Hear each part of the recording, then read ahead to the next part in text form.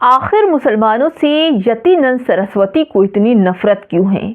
मुसलमान नाम आते ही यतीनंद सरस्वती बमक पड़ते हैं, उल्टी सीधी बातें करने लगते हैं। ऐसा लगता है कि यतीनंद सरस्वती किसी पागल खाने से छूट कर आए हैं और बेइंतहा बेहिसाब मुसलमानों पर टूट पड़ते हैं।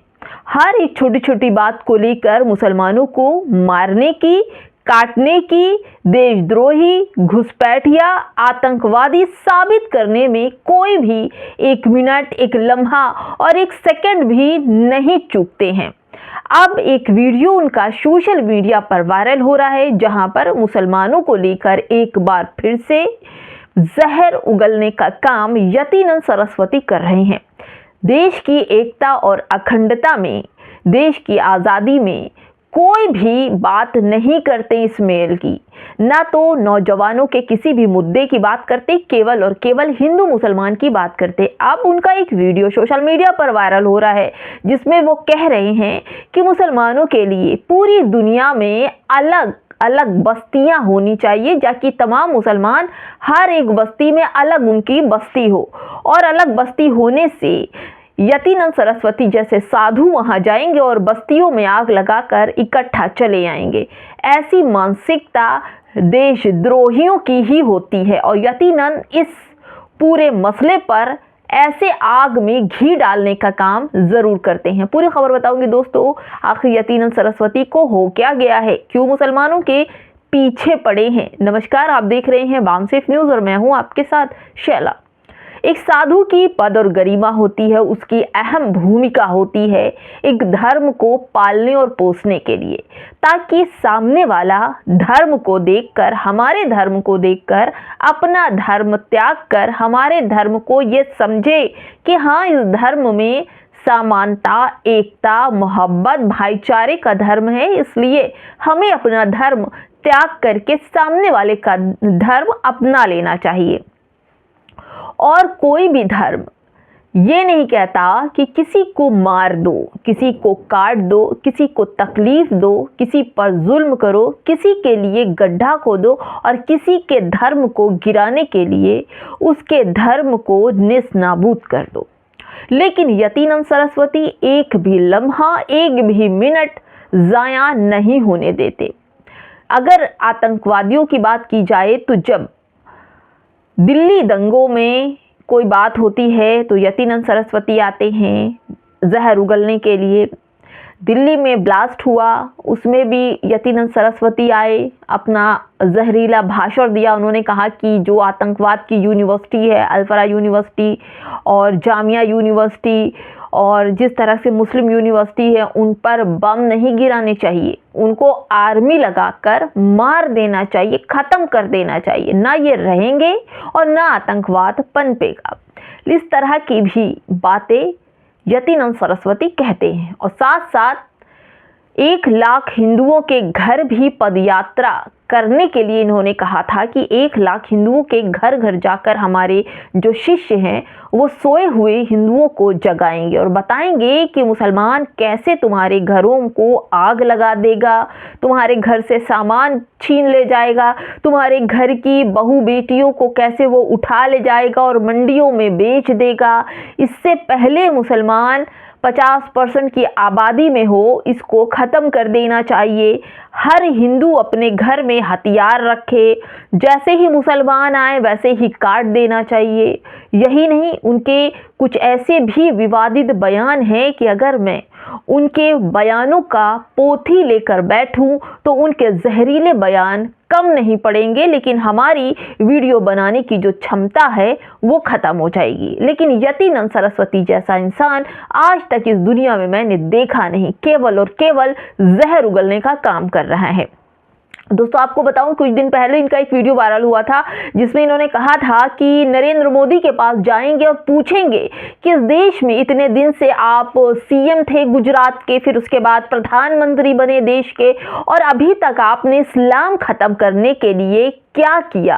जवाब दीजिए। नरेंद्र मोदी पर्चा लेकर जा रहे थे और नरेंद्र मोदी से स्टैम्प और सिग्नेचर करवाना चाहते थे, लेकिन नरेंद्र मोदी इस देश के प्रधानमंत्री हैं और प्रधानमंत्री ऐसे छोटे मोटे लोगों से बिल्कुल नहीं मिलते हैं। दोस्तों आपको बताऊं, धीरेन्द्र शास्त्री जिनकी बड़ी अहमियत है, नरेंद्र मोदी धीरेन्द्र शास्त्री को अपना छोटा भाई मानते हैं और धीरेन्द्र शास्त्री हिंदू राष्ट्र बनाने के लिए निकले थे, लेकिन अभी वो दुबई में मज़े ले रहे हैं। उन्होंने कहा था कि जिसके पास पैसे हैं तो वो लोग दुबई भी रेत का मज़ा लेने जाते हैं, लेकिन अभी धीरेन्द्र शास्त्री रेत का मज़ा लेने वो दुबई गए हैं। यहाँ के मुसलमानों को से नफरत है इन लोगों को और बाहर के मुसलमानों को खूब गले लगाते हैं। फिलहाल दोस्तों यतीनंद सरस्वती ने एक बार फिर से ऐसे जहरीले बयान दिए जिसे आपको सुनना चाहिए। मुस्लिम स्पेस की खबर है और यहाँ पर एक वीडियो चल रहा है यतीनंद सरस्वती का। पूरे देश में मुसलमानों और गैर मुसलमानों की बस्ती अलग अलग होनी चाहिए। ऑस्ट्रेलिया की बार्डी बीच में हुए हमले पर यतीनंद सरस्वती गिरी महामंडलेश्वर। यानी यतीनंद सरस्वती ने जो ऑस्ट्रेलिया में आतंकी हमले हुए, वहाँ पर जो लोगों को मारा गया, उसकी बात यतीनंद सरस्वती कह रहे, पूरा इल्ज़ाम मुसलमानों पर लगा के कह रहे हैं कि मुसलमान ही आतंकवादी होते हैं। लेकिन यतीनंद सरस्वती को ये नहीं समझ में आया कि बचाने वाला भी मुसलमान ही था।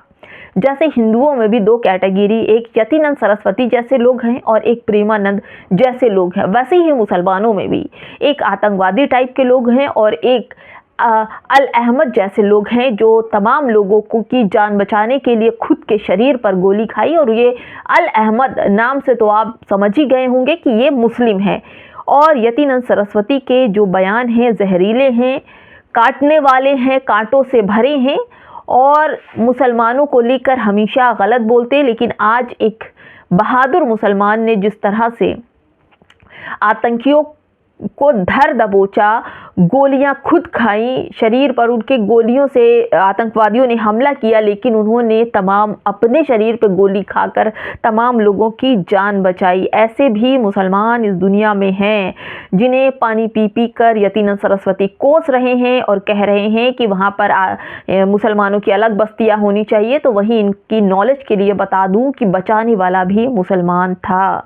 दोस्तों एक और वीडियो जो मध्य प्रदेश का है, जहां पर संत और उनके शिष्यों द्वारा मौलाना मौज दरगाह परिसर में हनुमान चालीसा का पाठ किया। वीडियो सामने आने के बाद उज्जैन में शिप्रा नदी किनारे स्थित मौलाना मौज दरगाह कमेटी ने इस पर आपत्ति जताते हुए विरोध जताया। कमेटी का कहना है कि संत ने उनसे कव्वाली और चादर चढ़ाने की अनुमति ली थी और लेकिन हनुमान चालीसा का पाठ की जानकारी नहीं थी। यानी कि दोस्तों ये लोग झूठ बोलकर दरगाहों में घुसते हैं। जो लोग कहते हैं दरगाह में हिंदुओं को नहीं आने दिया जाता, तो वहाँ के मुतवल्लियों ने इनको आने दिया और ये आते ही फैल पसर गए दरगाह के अंदर। इन्होंने चादर कव्वाली तो की और साथ ही साथ हनुमान चालीसा भी पढ़ने लगे। ऐसा क्या होता है दोस्तों, मंदिर में जाकर कोई नमाज पढ़ने लगे, मंदिर में जाकर कोई कुरान पढ़ने लगे तो क्या आपकी भावना को ठेस नहीं पहुंचेगी? ये वही चीज़ है कि अगर आप अपने धर्म से मोहब्बत करते हैं तो दूसरे के भी धर्म का ख्याल रखना चाहिए।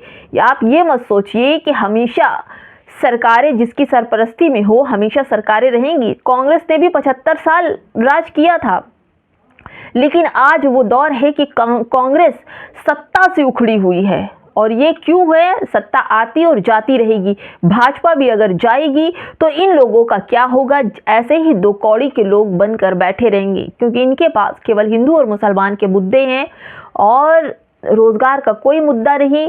हिंदू के न जाने कितने युवा बेरोजगार सड़कों पर घूम रहे हैं, लाठियां खा रहे हैं।